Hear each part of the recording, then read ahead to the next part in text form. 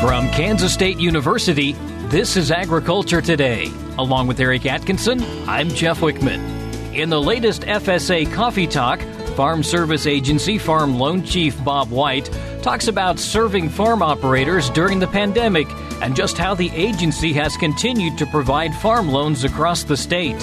From the Kansas Forest Service, Forest Health Forester Ryan Armbrust covers several options for controlling Asian Bush Honeysuckle this fall. And in our weekly wildlife management update, K-State Research and Extension Wildlife Specialist Charlie Lee tells Eric about a recent effort to identify the best hazing methods for keeping coyotes away from urban areas and preying on unprotected pets. It's all just ahead on Agriculture Today over the K-State Radio Network.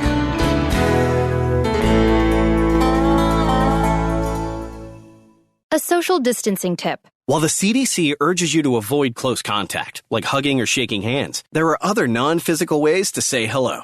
Wave, wink, use sign language, salute, smile, give the peace sign, throw up an air high five, do jazz hands. Remember, stay a minimum of 6 feet or 2 arms length away from others and stay home if you can. For more info, visit coronavirus.gov. Let's all do our part because we're all #alone together. Brought to you by the Ad Council. This is Agriculture Today. In the latest FSA Coffee Talk, Farm Service Agency Farm Loan Chief Bob White discusses how the agency has adapted its operation to protect customers and employees and continue to provide farm loans to operators across the state. Bob also has an update on fiscal year 2020 and what lies ahead for fiscal year 2021. Bob, the Farm Service Agency's fiscal year ended September 30th. Now, this past year has been like no other. What's it been like for FSA? Yes, Jeff, that's a great question, of course. Second half of our fiscal year was obviously very impacted by COVID-19, just like every other area of the economy in our life has been. Actually, at this time last year, if someone had somehow speculated that the challenges we're currently facing, I would have had concerns regarding our ability to continue to provide loan assistance to any degree at all. However, fortunately, our results for the recent fiscal year are actually quite positive. For the fiscal year just ended, September 30th, we actually provided 1,400 loans totaling over $240 million. And that activity is actually a 30% increase over the previous fiscal year. So considerable amount of assistance to Kansas farmers and ranchers, and we're really glad of our ability to provide such.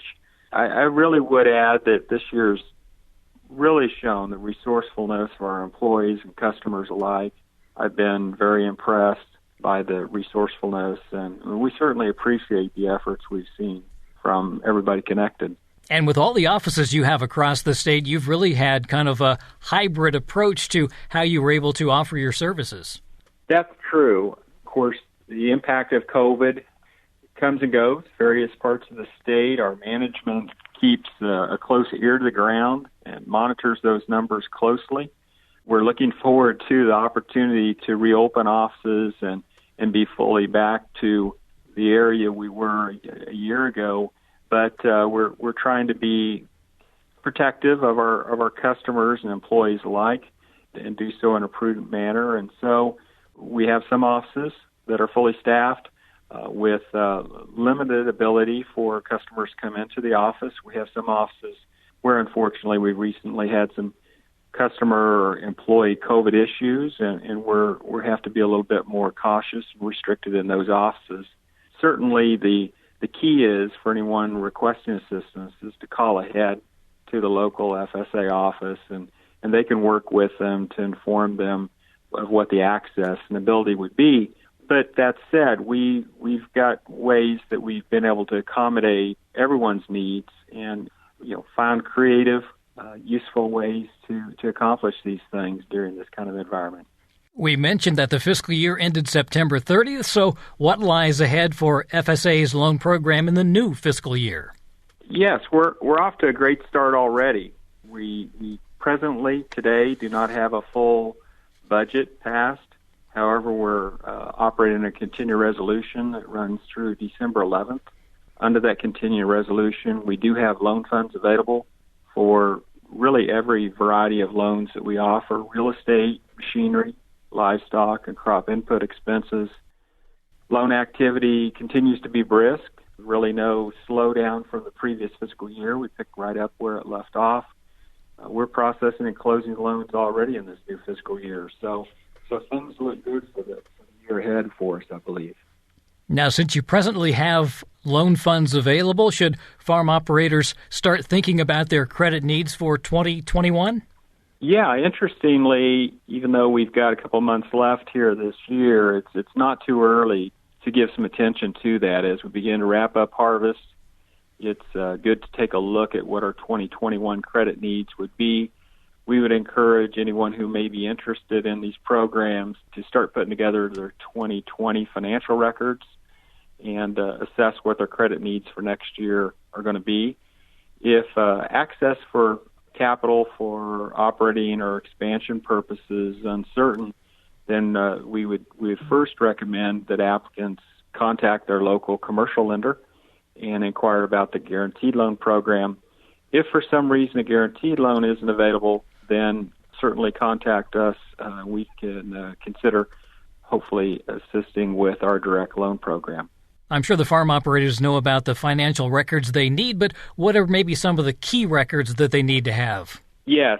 One of the first items is, of course, 2020 financial records, a record of itemized income and expenses.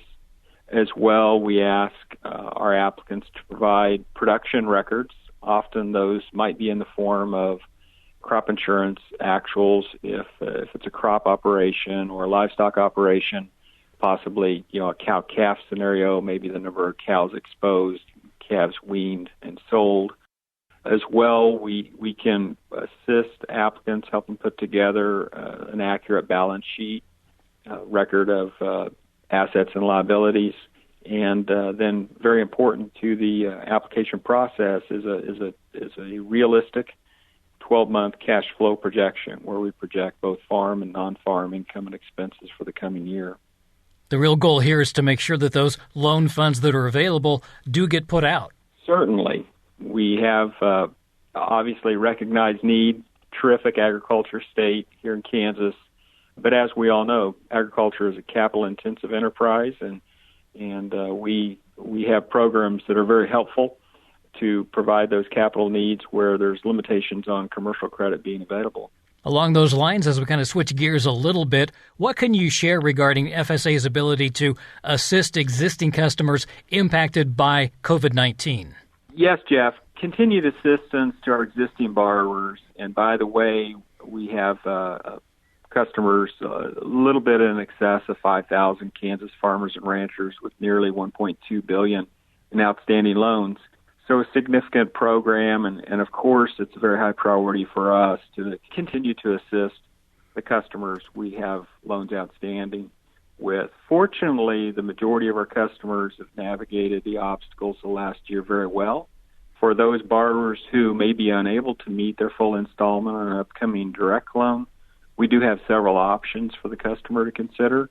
Those would include restructuring a loan where we essentially divide the portion of the payment that the borrower is unable to meet over the remaining term of the loan. Another option, which is unique this year, is FSA has developed a special COVID-19 set-aside program. That program allows us to defer a present loan payment until the maturity of the loan. For borrowers who are unable to make payments on a loan guaranteed by FSA, those borrowers should contact their local commercial lender who they work with, who holds the guarantee. We've addressed a variety of servicing options similar to those mentioned for the direct loan program with our commercial lending partners, and there are options that they can consider and work with us on as well for guarantee customers. Have you had any response so far to the set-aside program? We have processed several here in the state. Fortunately, we haven't seen a substantial need for the program. Again, the impact of COVID-19 on operations here in Kansas varies. Some operations are very impacted. But fortunately, we've seen some recovery in commodity prices, and FSA program payments have been a benefit to many of our customers as well.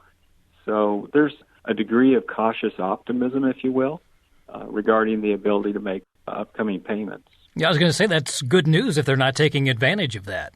Certainly. But, as I say, every operation is unique, and if borrowers are finding themselves challenged to make those payments, then the key is to contact us. We'll be glad to sit down with them and go through the variety of servicing options we have available and try to tailor something that's going to work best for that customer. So, Bob, how should someone interested in acquiring a new loan or addressing one of those existing loans proceed? Well, as I mentioned, our offices, we have a variety of stages that we're at as far as reopening. So rather than the first step be to personally visit the office, we encourage those interested to call ahead, contact the office, and the office can work with them directly to share, to assist in some manner, whether it be a physical visit to the office or some other option that works best for the customer and FSA. But either way, feel free to reach out to our offices and let us know how we can assist. Any way to do this online, or is this something that really needs to be more of a person-to-person contact? FSA has some good online tools for interested applicants. For example, we have a tool where applicants can enter what their credit needs are and directs them to certain loan programs that might best fit those needs. There's also considerable information in the form of fact sheets and some videos and that type of thing available. But when you're dealing with financial determinations, every case is so unique that it's hard to beat that one-on-one discussion with our local office. And again, the best way is to just contact them locally by phone and start the process. Exactly, yes. We welcome that and look forward to hearing from our new customers as well as those that we have existing loans who we can assist. That's Farm Service Agency Farm Loan Chief Bob White with an update on fiscal year 2020 and what lies ahead for the new fiscal year. To learn more about the loans and tools available from FSA, visit fsa.usda.gov. This is the K-State Radio Network. Did you know every Kansas farmer feeds 128 plus people? Kansas farmers are hard workers, dependable, authentic, and sensitive. Not only do farmers put food on your table, but they put clothes on your back and fuel in your car. For more information about Kansas farmers, visit K-State Research and Extension online or stop by your local extension office. This message has been brought to you by the K-State Animal Sciences Leadership Academy participants. You're listening to Agriculture Today. Asian Bush Honeysuckle is an invasive species that is slowly taking over various Kansas landscapes, negatively impacting wildlife habitat and local ecosystems. There are several options for controlling bush honeysuckle, and Ryan Armbrust, Forest Health Forester with the Kansas Forest Service, says that fall presents an ideal opportunity to identify and treat bush honeysuckle with little impact on other non-target species. Ryan, one of the things that we concentrate on a lot is controlling bush honeysuckle, because if you don't control it, it goes wild, doesn't it?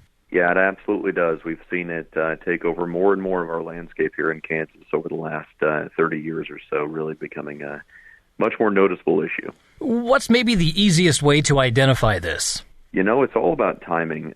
This time of year, when a lot of our overstory hardwood trees are starting to drop their leaves, you'll notice dense green, just a forest green layer of shrubs in the understory and the edges, not just in woodlands, but open fields and out along roads. That's your bush honeysuckle. In the spring, it's got some white flowers on it. There's a lot of things that have white flowers in the spring. And then later in the fall, you will have a bunch of red berries on it. But, if you're driving around late October into November and you see just deep forest green shrubs all throughout the understory and along the edges of the roads, that's your bush honeysuckle. Are there some other places that they kind of like to go wild?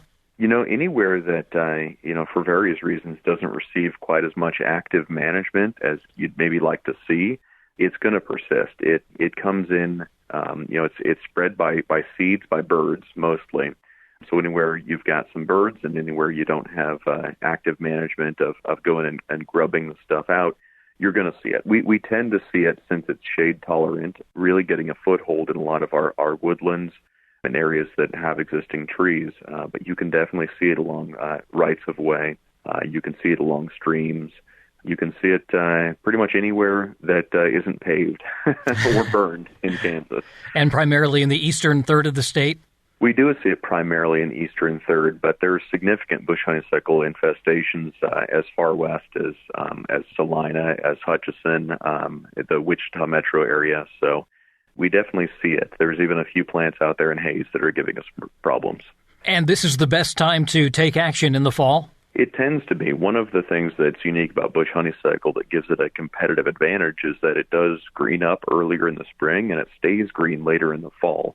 Uses that to sort of shade out its competition, but we can actually use that against it because it still has green leaves. We can go and spray it, of course, and do some chemical control in late fall. And because we don't have a lot of other desirable vegetation that still has leaves on it, pretty much the only thing out there that's going to take up that herbicide and be impacted then is the bush honeysuckle. So fall is a great time to consider treatment for bush honeysuckle. Let's go into a little bit more detail in terms of the treatment options. Mechanical or chemical are really the two options? Yeah, it tends to be. There is, unfortunately, no real silver bullet for killing bush honeysuckle with one fell swoop. So we like to consider all sorts of different treatment options as sort of integrated pest management for bush honeysuckle. You can certainly stress it by introducing things like a prescribed burn in areas that support that. You can stress it even with things like goats that will feed on the vegetation, feed on the leaves. But the two major means, if you want to take a big bite out of it, would be going in and doing mechanical removal, either through brush hogging it or through going in and physically pulling out or cutting that. But you almost always have to have a herbicide or a chemical control component because it resprouts so vigorously. So almost any management is going to be unsuccessful if you don't have that chemical control, but usually chemical control alone is not going to do it as well. The mechanical treatment makes you think you've accomplished something, but then, as you mentioned, maybe farther down the road you find out it was not as successful as you thought. Absolutely. When used by itself, just going in and cutting it and removing it isn't necessarily going to take care of the problem. It can certainly be a good component, and you could go do that and then follow up maybe the next growing season with a foliar spray of some sort of herbicide. So when we're talking about the chemical treatment then, walk me through that, what needs to take place. Yeah, so you have two broad options. One would be a basal bark or a cut stump treatment where you're actually going in and treating individual plants with something like a triclopyr-based herbicide, and that works on small sites if you just have a few plants to do. The other chemical control option is largely foliar sprays, and you've got a couple methods. You can either use your traditional sort of backpack pump-up sprayer and spray over the leaves with, usually we recommend something like a glyphosate herbicide, a broad-spectrum herbicide. Or you can use a mist blower, and that's something we've really had a lot of success in the last 5 or 10 years in Kansas, where you're actually putting your herbicide into a powered stream of air and really blowing it back into that foliage. You get much better coverage of your bush honeysuckle shrubbery out there, and you get, of course, a better kill rate when you get better coverage of that, too. And we've seen that work very well. Is that complicated? It sounds a little bit iffy to me if you're not familiar with how these things work. Sure. It's certainly maybe a little bit more complex than simply spraying over the top with your backpack sprayer or a pump-up sprayer. But the chemical is actually fairly safe. There is a little bit of additional personal protective equipment you may consider when you're using that. As always, you want to read, understand, and follow the label directions of the herbicide you're using. But it does require a little bit of specialized equipment, a powered backpack mist blower, or you can use one that actually would slide into the back of a pickup or a UTV. Thankfully, we're trying to, as the Kansas Forest Service, sort of lower that bar of specialized equipment by making some of it available to landowners, to public agencies, to contractors, to anyone who wants to go out and use that stuff. We're making that available for loan, and we've got several of those units actually scattered all over across eastern Kansas and at our state office in Manhattan. And this would be especially helpful if you have a larger area. It would be. I would say certainly if you have a dense infestation of bush honeysuckle that's, at least an acre in size, it may pay off to go ahead and use a mist blower as opposed to trying to really work your way through that infestation using sort of traditional low-tech methods. And we've seen those mist blowers used on much larger parcels of even dozens or hundreds of acres, which can take a few days. But it's a great way of taking a big bite out of heavy infestations and getting back to, in subsequent years, maybe something that's a little bit easier to manage without having this overwhelming infestation of honeysuckle out there on the landscape. Is this something that you might want to do some thinning before you actually do the applications? Yeah, occasionally for access, this stuff can be so dense it's actually difficult to get in, and a mist blower can penetrate in 20 or 30 feet perhaps into that. But if you have a dense stand of this that's, hundreds of feet on each dimension, it may actually help you out quite a bit in terms of control by going in and cutting access lanes in throughout that infestation so you can get and walk through with a backpack mist blower or drive through even in some cases with like a UTV with a mist sprayer on the back of it. I know you always say look at the label, but what are we looking at in terms of application rates? Most labels are going to allow for glyphosate to be applied through a mist blower at an 8 or 10% rate. The labels are going to vary for sure. There are so many generic and different labels of glyphosate that are out there on the market that you've really got to make sure that what you've purchased is going to be labeled for application through that method. But as a rule of thumb, we're usually looking at about 8% being both effective and allowed by the label for most glyphosate formulations. I know we talked about fall being a great time to tackle this project. Are there any considerations we need to think about in terms of temperatures? Does it have to be above a certain temperature? Yeah, you've actually got a fairly wide temperature range where you're going to get effective uptake of that active ingredient by the honeysuckle and therefore your control rate. But we've seen in the past, usually you want your air temperatures to be above 45 or 50 degrees if you can get it. And obviously when we're putting a chemical into the air, we want to try and get, lower ambient wind speeds. You don't want to go apply glyphosate in a mist blower when you've got winds that are, gusting 25 or 30 miles an hour. You're very likely to get some off-target impact at that point. Kind of like when you're painting your house with one of those power sprayers. A little bit. You don't want to paint your neighbor's house, and you certainly don't want to impact your neighbor's, cool season grass, turf grasses, anything else that may still be leafed out if the wind's going to carry those droplets of glyphosate off your property. That's always something to consider when you're applying pesticides.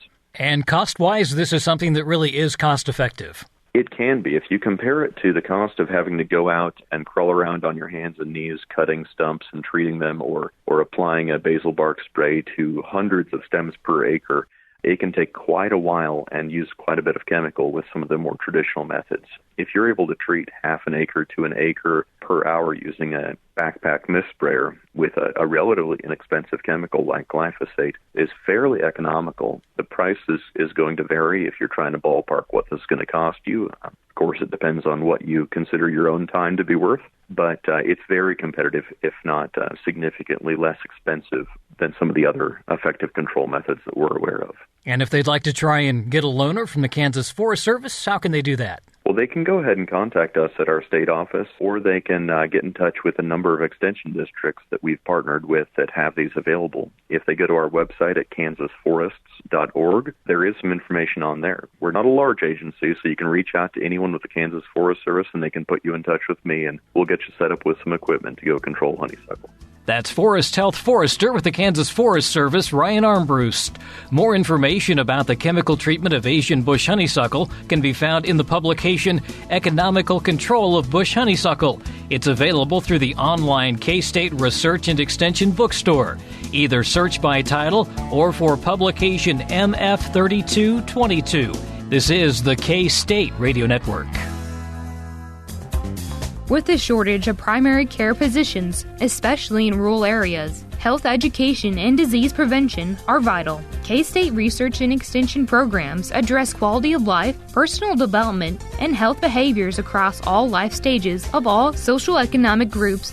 To learn more about health education, one of K-State Research and Extension's 5 grand challenges, visit www.ksre.ksu.edu. Welcome back to Agriculture Today over the K-State Radio Network. I'm Jeff Wichman. In today's agricultural news, 2 U.S. Department of Agriculture scientists working on the Kansas State University campus are part of a national team that has earned praise for its pioneering work in building sturdy resistance to a highly virulent strain of stem rust in wheat. The Borlaug Global Rust Initiative has awarded its 2020 Gene Stewardship Award to a USDA Agricultural Research Service team, which includes Bob Bowden and Mary Gutierrez, who are adjunct faculty at K-State, along with colleagues from 4 other states. Bowden, supervisory plant pathologist with the ARS Hard Winter Wheat Genetics Research Unit in Manhattan, says the group's success hinges on stacking genes resistant to UG99, a stem rust that has wreaked havoc in parts of Africa since the late 1990s and other parts of the world since.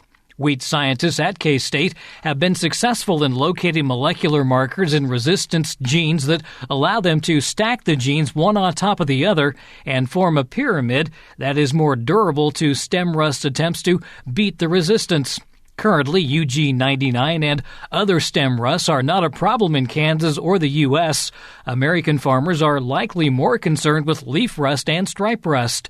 Bowden says the same team is working to build pyramids of resistance to both of those rust diseases as well. Gutierrez adds that Kansas producers have experienced the boom and bust of single-gene resistance to leaf rust and that they are working to create gene combinations that will be reliable in commercial production. Well, many farmers depend on exports for much of their incomes. Gary Crawford has an update on just how exports are doing. The latest complete ag trade numbers that we have are through the month of August. So that's the 2020 fiscal year, October through this past August, 11 months of the year. Where do we stand at that point? Agricultural exports are $123.7 billion compared to $125.3 billion from last year. So we're trailing last year by only about 1%. That's Bart Kinner, USDA economist and trade tracker. And while our exports have been running a tiny bit below year-ago levels, he says we continue to import more and more and more ag products from other countries. We still have an ag trade surplus, but it's only about $1.4 billion. A 70% decrease over this time last year. Now, back to exports for a moment. The USDA has been forecasting ag exports for the 2020 fiscal year would come in at $135 billion. So that means that to meet that target, the September export number, when it comes in, will have to be at least $11.3 billion.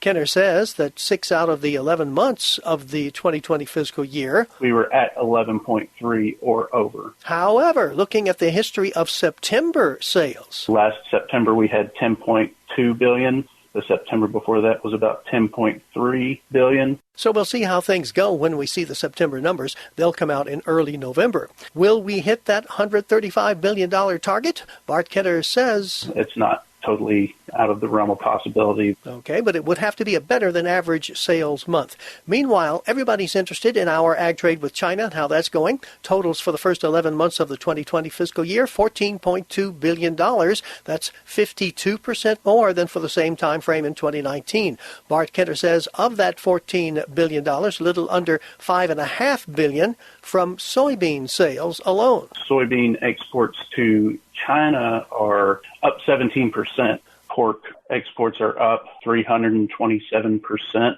Corn is up 634%. Wheat and poultry products are both up. Up is hardly the word for it. Those actual numbers are fairly small, but the percentage increases are huge. For U.S. wheat, China's purchases are up by 2,570%. U.S. poultry sales to China up almost 2,700%.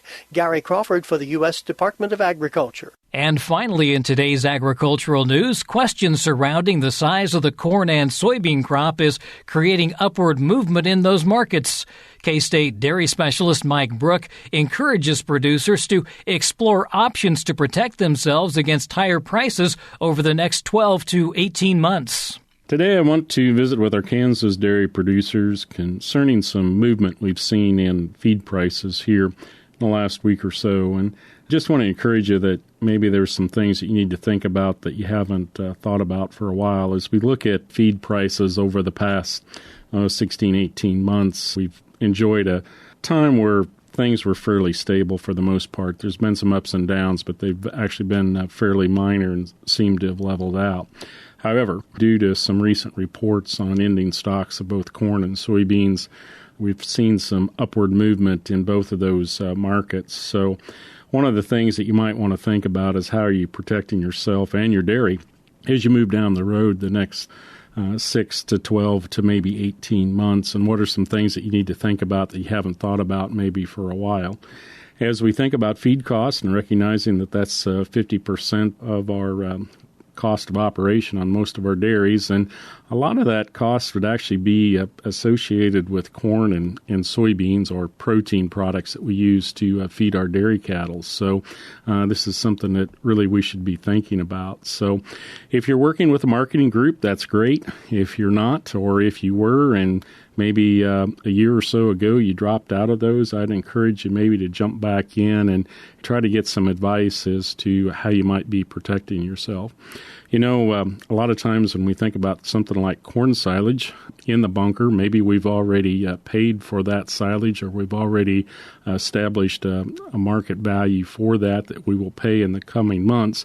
There's some things that we might be able to do in futures and options to maybe protect ourselves a little bit, particularly if we have a situation where the price of that in future months would be based on the market at the time that it's actually paid for. So if you're in that situation, you might really want to think about what you might need to do.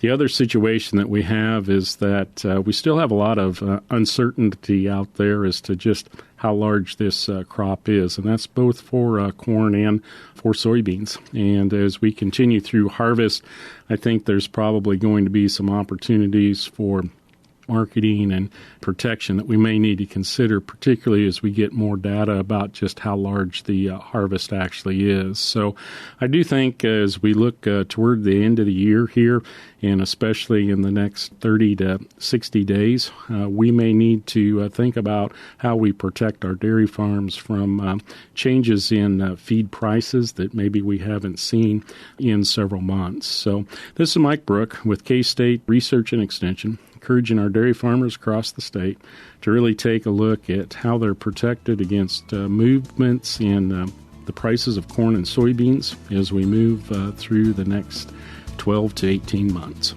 Thanks, Mike. And that's a look at today's agricultural news. Agriculture Today continues after the break with K-State wildlife specialist Charlie Lee. This is the K-State Radio Network. Social distancing slows the spread of coronavirus, so if you have a fever, dry cough, and shortness of breath, call your healthcare provider before going in. More info at coronavirus.gov. Let's all do our part, because we're all #AloneTogether. Brought to you by the Ad Council. We're back now on Agriculture Today to round out this Tuesday edition, our weekly visit on wildlife management with Charlie Lee, wildlife specialist, K-State Research and Extension. Back to the trouble of coyotes in urban areas, Charlie, and a closer look at hazing as a means of deterring coyote activity where it's not wanted.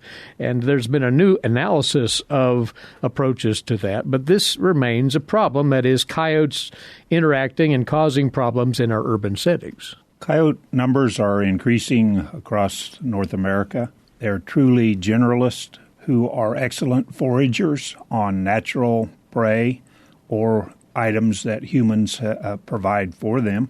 Unfortunately, at times, some of those items are pets, particularly in suburban and urban areas. And as the populations of humans continue to grow, coyote populations are increased. We're seeing increased number of conflicts in these suburban, urban areas with coyotes and small pets. So there's been lots of discussion on lethal controls. That doesn't seem to be an approach that's viewed with favor in these types of highly populated areas. So they're looking at other techniques. And one of those techniques that comes up is humane hazing or adversive conditioning. And explain what that is. Well, what it is trying to teach the animals through whatever means possible that it causes stress if they persist in their same action.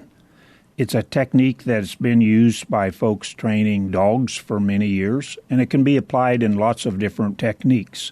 A group called Coyote Watch Canada is a group that provided the information for this research article that was published in the Human-Wildlife Interactions. And they put together a large committee to look at existing literature on non-lethal methods to reduce coyote-human conflicts, and then had a committee meeting to discuss and develop some best management practices to try to avoid lethal control of coyotes in these areas, while at the same time reducing the conflicts. They came up with basically about 10 best management practices, if you will. We've tried lots of them at times in the past, perhaps on livestock conflict situations and predators. But this is probably one of the first times it's been done in a coyote as a predator and pets. And frankly, it remains to be seen how effective it will become and how many communities will implement this type of an approach. Well, in our time today, if you would walk through those BMPs, for short, those things that seem to have some level of effectiveness in warding coyotes away from places they're not wanted. Well, one of their first approaches was to be adversive conditioning methods should be adaptable, humane, and applied consistently. As you know, it's very difficult to get consistent application of research methods across various communities, but they promote an adversive conditioning technique that's called the garbage bag method. And what they do is take a dark-colored trash can liner, swing it through the air so it crackles and pops as they're being approached by a coyote. That's a technique that seems to work very well for them. It's something that they have had good success with in most situations. They also suggest that folks stand tall, make themselves big, wave your arms, and shout. Those are techniques that have been applied in many situations, but unfortunately coyotes kind of become used to some of those techniques. They like to use noisemakers, whatever it is, whether it's your voice, air horn, or whistles. But some of those techniques are not well received within the community because they're intrusive. But the snapping that plastic bag seems to frighten coyotes, makes the person seem larger, and does a good job.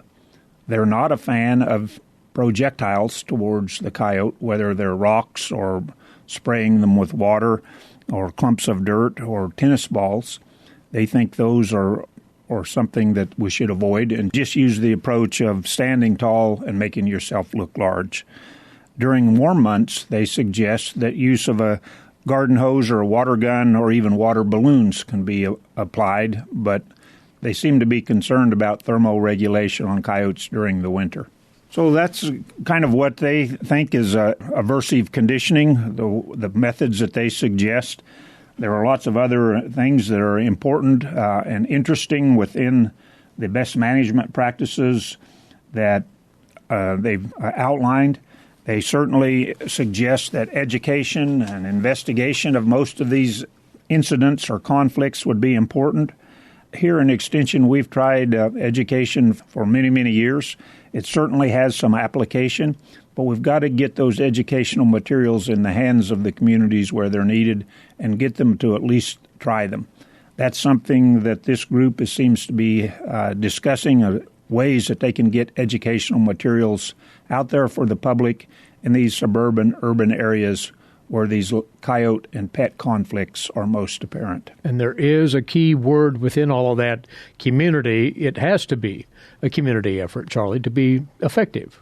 Yeah, it's got to be a community effort, and it's got to be something that's done as a part of a wildlife coexistence program. We're not going to convince people that it's okay to use lethal control methods on these situations. We've got to keep in mind that there is some pet management that's also very important to be applied that would reduce the likelihood of these conflicts occurring. Well, that was a detailed overview of hazing techniques. as a means of deterring coyotes in urban settings, and very interesting findings indeed. Charlie, thanks for going over that with us, as always. He is a wildlife specialist with K-State Research and Extension, Charlie Lee. Well, another quick reminder before we go, each and every one of our broadcasts is archived in podcast form shortly afterward on this website, agtoday.net. You'll find those in reverse chronological order, and you can listen right there, or you can arrange to have the podcast automatically downloaded to your mobile device each day. Find out how to set that up as well at agtoday.net. In the meantime, thanks for being along with us right here today. For Jeff Wichman, Eric Atkinson for Agriculture Today, over the K-State Radio Network.